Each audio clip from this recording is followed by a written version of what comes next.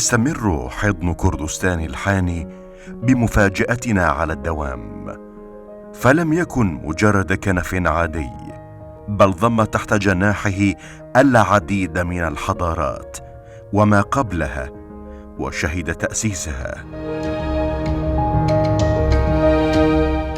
في طريقنا إلى قرية نائية تبعد عن مركز محافظة السليمانية 65 كيلومترا، على بعد 16 كيلومترا منها مررنا بمكان يدعى برد قارمان، صخرة البطل، وهي مكان خلد بذكرى واقعة حقيقية ارتبطت بالشيخ محمود الحفيد ومواجهته للاحتلال الإنجليزي في الربع الأول من القرن الماضي.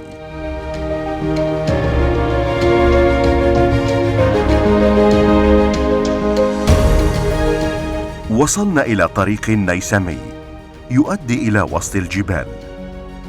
نصف الطريق استوقفتنا لافتة لموقع أثري يدعى كريم شاهر، وهو مكان يعود لما قبل التاريخ لتكوينين صخريين استخدمهما إنسان الهومو سابينز على ما يعتقد أواخر العصر الحجري القديم.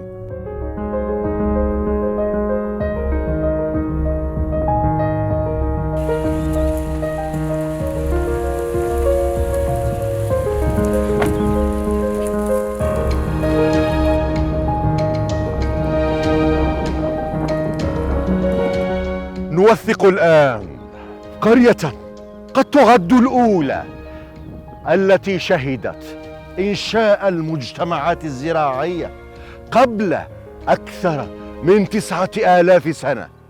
شهدت أيضا انتقال حياة الإنسان القديم من حياة الكهوف إلى حياة التمدن والحضارة. تابعوا معي.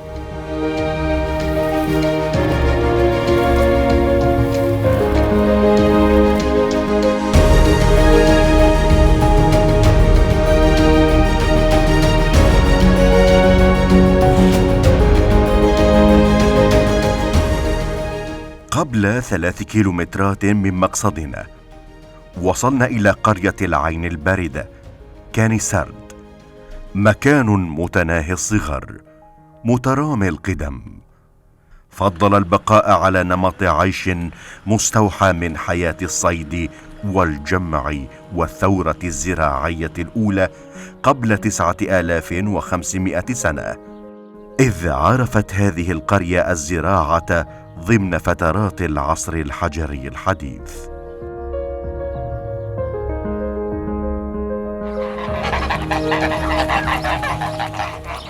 نحن الآن في قرية كاني سرد العين الباردة التابعة إلى الأراضي الأثرية لتشارمو. هذه القرية تحتوي على 12 منزلا فقط. على ماذا يعتمدون ولماذا هي في هذا المكان بالتحديد؟ تابعوا معي.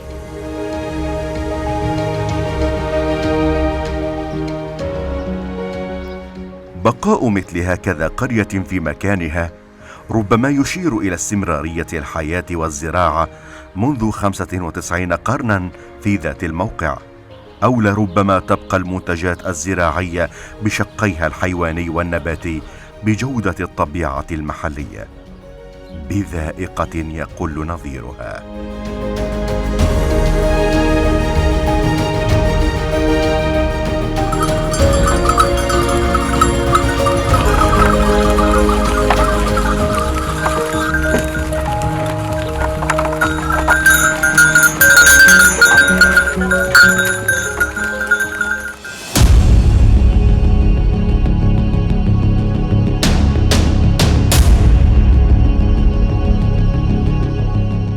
أخيراً وصلنا إلى نهاية طريق ومكان تنقيب يعد ما فوق الهام، تحيطه أزهار الأقصون الشوكي الذي كان يستخدم قديماً في الطب التقليدي. بقايا قرية تشارمو، وهو موقع معروف على مستوى البحث العالمي.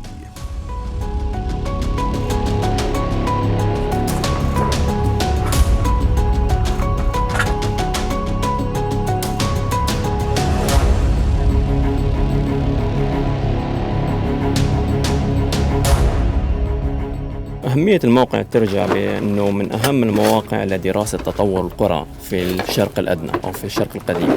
فكيفية تحول الإنسان، خروج الإنسان من الكهوف مثل كهف زرزي وإلى آخره، بعد التحول إلى القرى، هي يعتبر موقع جرمو من أهم المواقع لدراسة تطور القرى أو ظهور القرى وتوسعه ومن هذا القبيل يعني في الشرق الأدنى.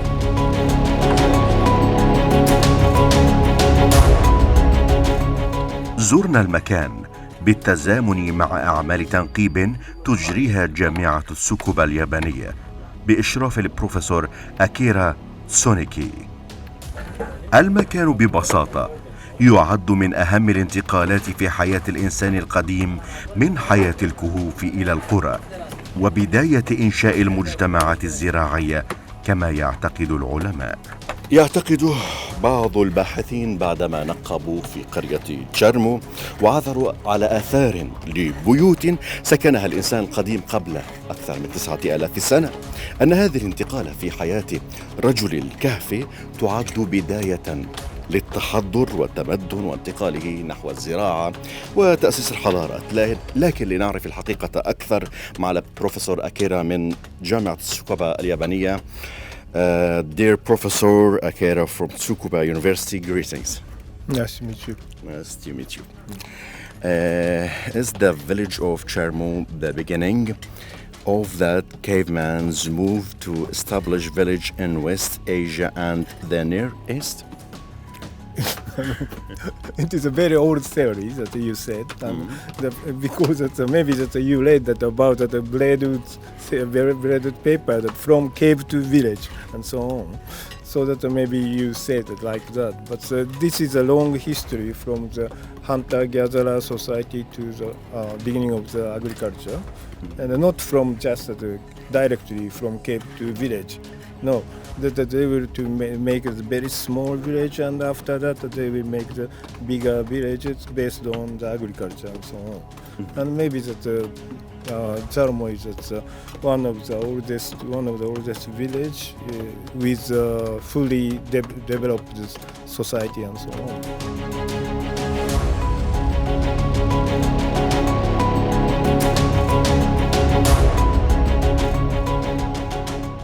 الموقع يحتوي على شقين تقريبا، الأول غرفة وبعض المقتنيات التي عثر عليها.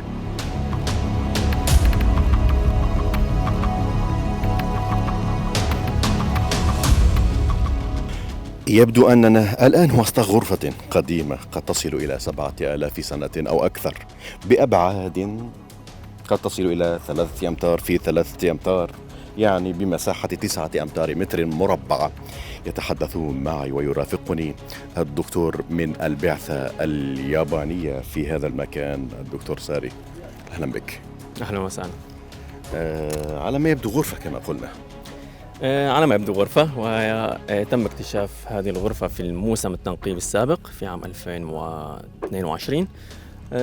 هي عبارة كما تحدثت عن عبارة عن غرفة صغيرة تتراوح مساحتها حوالي 9 أمتار مربعة. على ما يبدو حتى الآن لم نستطع تحديد الهدف الرئيسي لبناء هذه الغرفة، ولكن على ما يبدو هي عبارة مبنى تقليدي في قرية جرمو، عبارة عن أحد الأبنية التقليدية السكنية في قرية جرمو، عبارة عن أبنية مربعة أو مقسمة.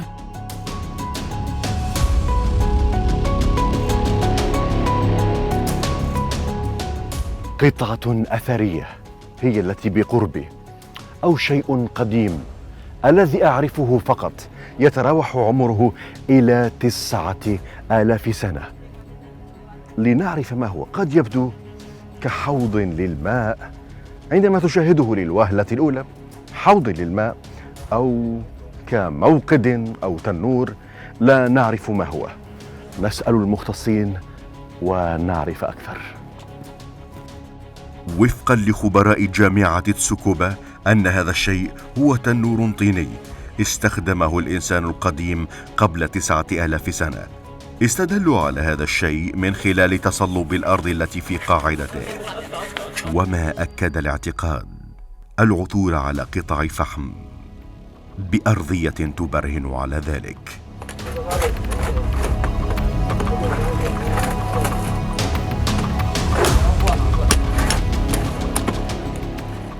الشق الثاني، منطقة التنقيب فائقة الأهمية، كونها ما تزال قيد البحث والحفر والعثور على قطاع غاية في الندرة. تقسم هذه المنطقة إلى خطوط كل واحد منها يدل على حقب وتاريخ فان. في منتصف القرن الماضي نقبت جامعة شيكاغو في ذات المنطقة من قبل العالم روبرت بليد وود. What's this line? Layer 6, layer 7, layer 8, layer 9, and so on. This is the accumulation of the cultural layers. And now maybe that we are reached about that 7,500 to 7,600 BC. But based on the Bladewood's report, maybe that we can dig that 2 meter more. 2 meter more. Yeah, so that I hope that we can reach that origin of the agriculture village of Jalmo. So we'd like to take a lot of carbon-14 datations because to fix that absolute date.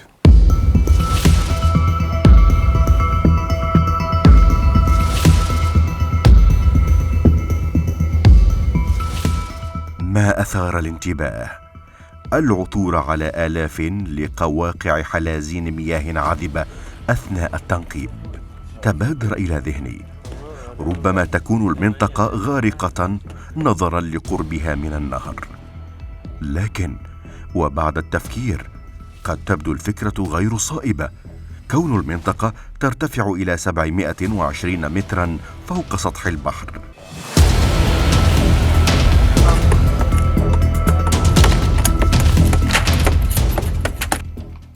أجث الآن على ركبتي في مكان يمتد إلى 9,000 سنة.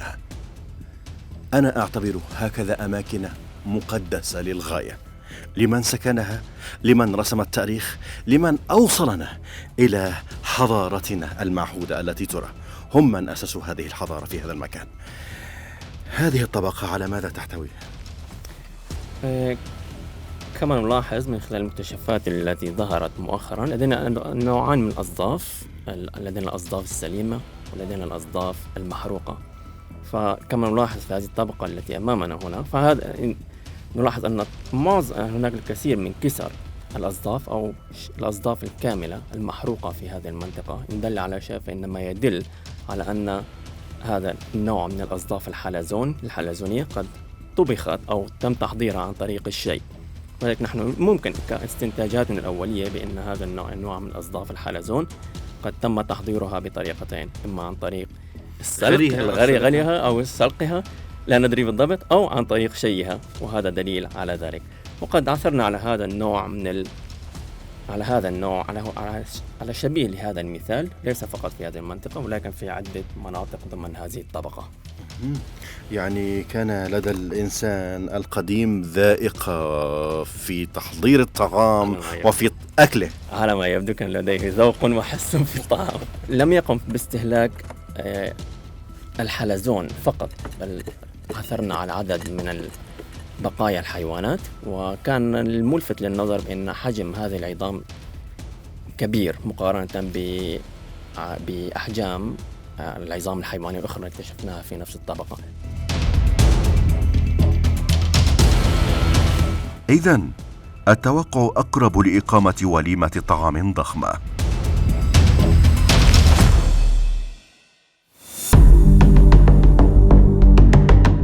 استراحة قصيرة حظينا بها. كون التنقيب يبدأ من الساعة 6 صباحا وحتى 1 ظهرا. تناولنا خلالها ثمار البطيخ وجبن تشيرمو المحلي.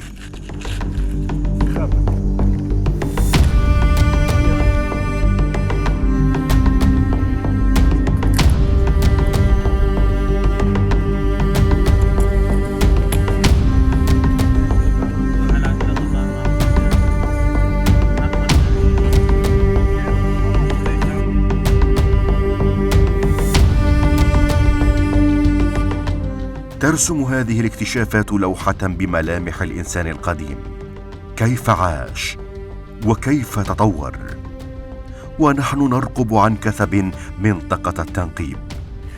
تم العثور على بقايا لعظام حيوان،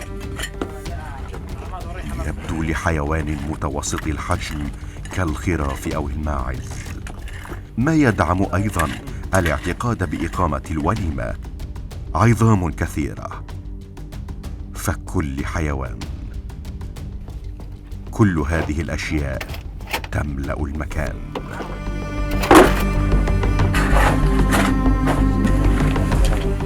ليس هذا فقط، ونحن نشاهد أيضا تم العثور على قطعة لحصيرة قديمة تمتد ل9500 سنة من الآن. تم التحضير لرفعها، يتم الحفر حولها حتى تقتلع.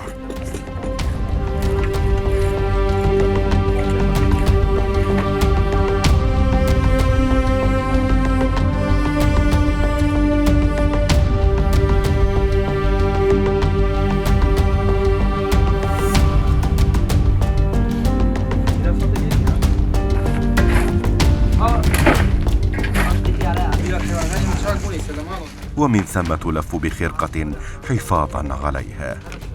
كل هذا يتم بواسطة كاميرا خاصة تلتقط الصورة وتحدد الإحداثيات. وعلى أي ارتفاع من مستوى سطح البحر تم العثور على الآثار. قسم منها يلف بقطع من القصدير ليرسل إلى اليابان حتى تخضع لفحص نظير الكربون 14 ليحدد عمرها الحقيقي.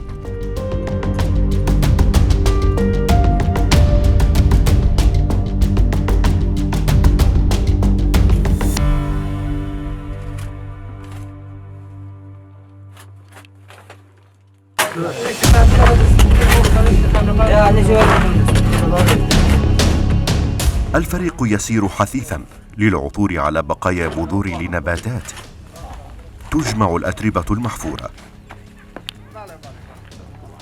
تنقل أعلى موقع التنقيب،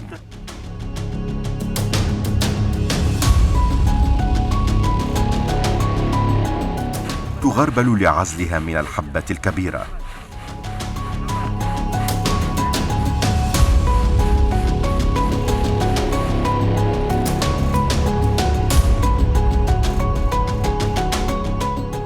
مرحلة غسل التربة للبحث عن حبوب النباتات الطافية أو بذورها.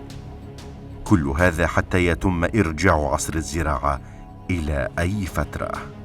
هاي بقايا نباتية؟ نو، هاي لا، هذا بس شيء متفحم. ولكن على هذا المبدأ. مهمة شاقة ليست بالهينة.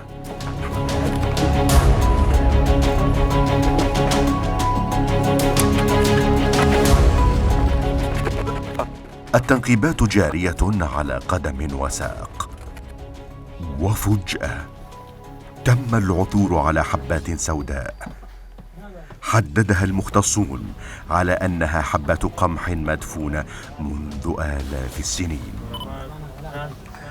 يا للمفاجأة الكبرى، ونحن في موقع التنقيب وينقبون الآن وعثروا على بقايا قمح وشعير تعود إلى 9500 سنة، أي ترجع الزراعة إلى هذه الحقبة وهذا الزمن.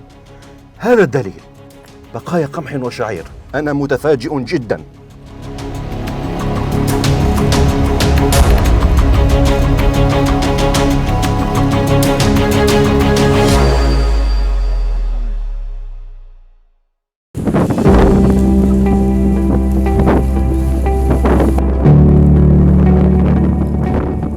العثور على القمح ليس شيئا اعتياديا أبدا، وإنما يثبت أن المجتمعات التي عاشت في هذا المكان وضعت الأسس الأولى للزراعة.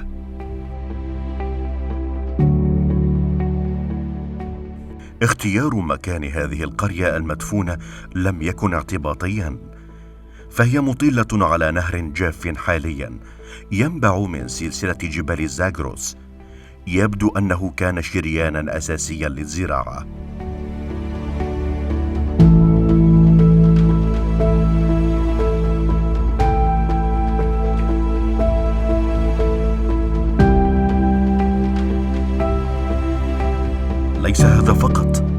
بل يتضح أن من عاش هذا المكان اعتمد أيضا على الآبار المحفورة وقت جفاف الأنهار وقلة الموارد المائية.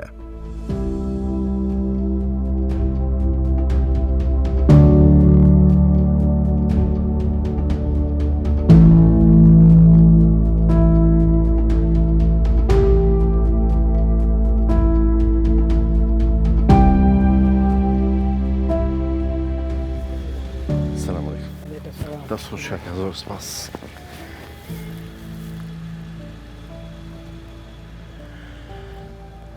يعتقد أعضاء البعثة اليابانية أن الآبار التي موجودة في هذه المنطقة تعود إلى عمر قرية تشيرمو الأثرية التي وصلت الآن إلى 9500 سنة إلى تنقيبنا لحد اليوم.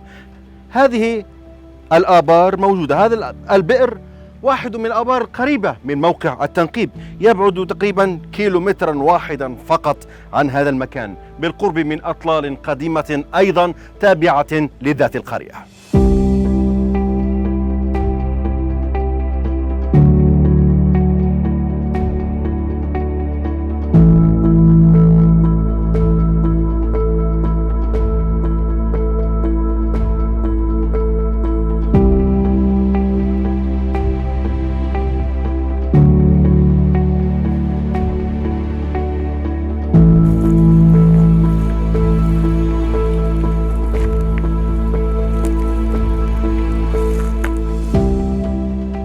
بل تعدى إلى أكثر من ذلك.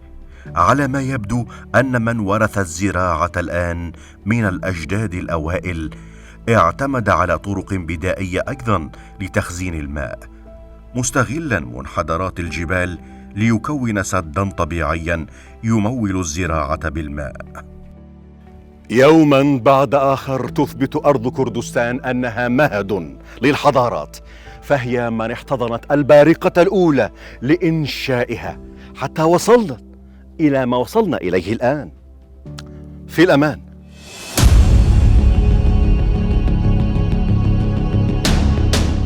انتهت مهمتنا في موقع التنقيب. توجهنا إلى متحف السليمانية في آخر محطة لنا.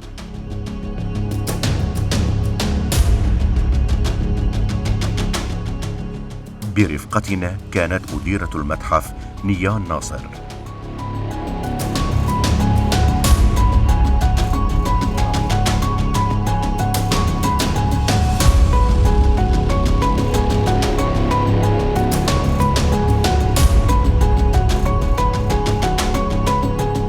كأس وصحن فخاريين وجدا في تشيرمو يعودان ل9100 سنة. جرة كبيرة تعود إلى 7800 سنة. ملعقة من حجر الجرانيت وسوار جنبها وقطعة حصيرة. كل هذا يدل على أن قرية تشيرمو كانت بارقة لحضارة عاشت على أرض كردستان قبل تأسيس الحاضرات بعدة سنوات.